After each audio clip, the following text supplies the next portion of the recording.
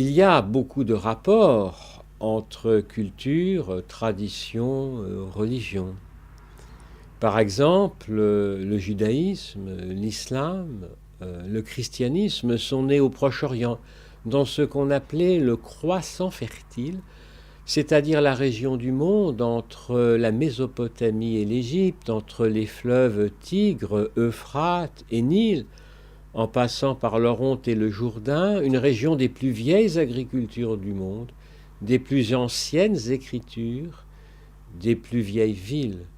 Et ces trois religions, islam, judaïsme et christianisme, ont été influencées par la culture du Proche-Orient, y compris par la culture agriculture. Ce sont les terres du blé et aussi des pays de la vigne. Ce n'est pas tout à fait un hasard si on dit la messe avec du pain et du vin. Si Jésus était né en Chine, on dirait sans doute la messe avec du riz et du thé.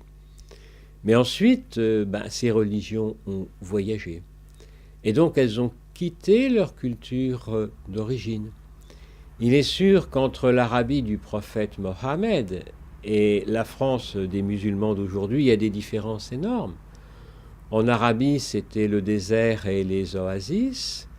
En France, c'est pas du tout pareil. Il y a des forêts, il y a des grandes villes, il y a des gratte-ciel.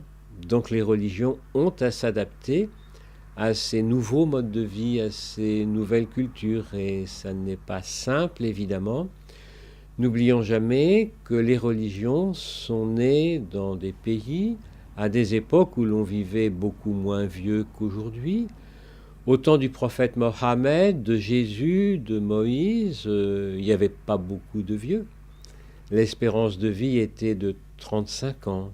Alors on se dépêchait vite de faire des enfants pour leur transmettre la religion, puis après on mourait.